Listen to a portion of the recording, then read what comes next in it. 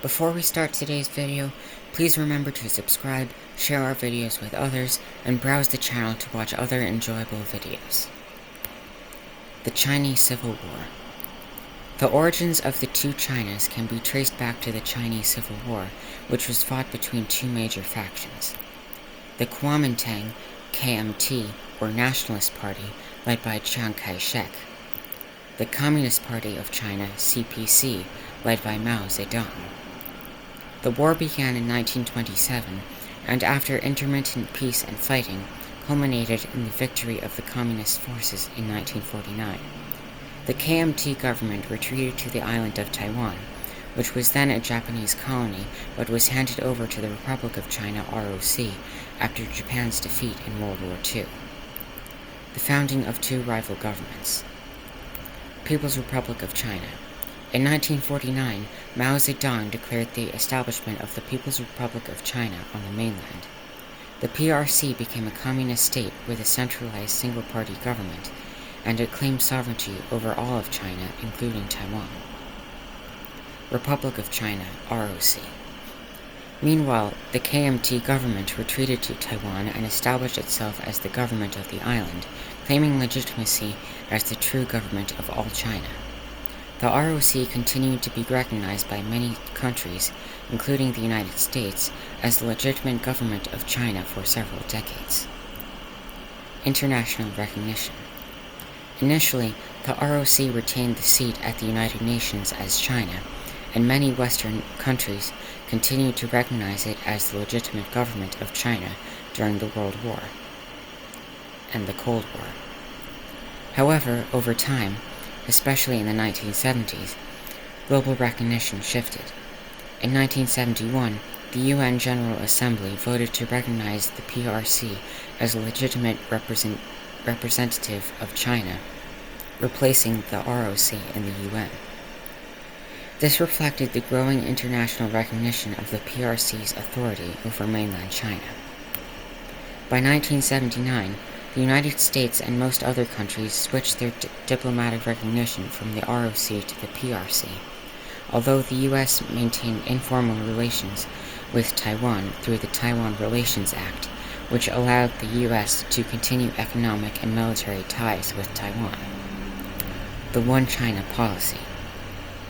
The PRC adheres to the One China policy, which asserts that there is only one China, and Taiwan is an inalienable part of it. This policy is central to China's foreign relations, with the PRC insisting that no country can establish official diplomatic relations with both China PRC and Taiwan ROC.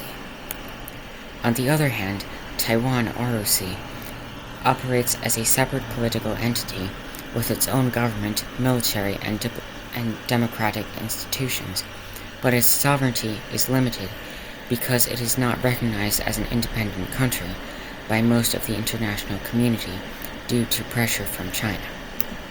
Taiwan's status. Although Taiwan functions as a de facto independent state, it is not universally recognized as such. The PRC's government insists that Taiwan must reunify with the mainland, either through peaceful means or, if necessary, by force.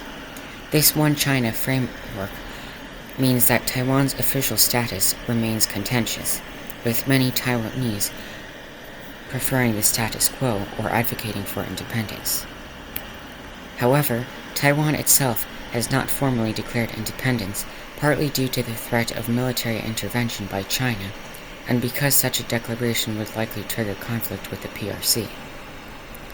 The situation remains in a delicate balance of ambiguity. Taiwan operates as a sovereign state in practice, but the PRC views it as a province of China that must eventually be reunited with the mainland. Current tensions. As of today, Taiwan ROC remains self-governing, with a population of around 23 million people. It has a strong economy, a robust democracy, and its own political system. However, it is heavily influenced by its relationship with the PRC, which has growing economic, military, and diplomatic power. The PRC continues to assert its claim over Taiwan, warning other countries not to establish formal diplomatic relations with the ROC and pressuring international organizations to exclude Taiwan.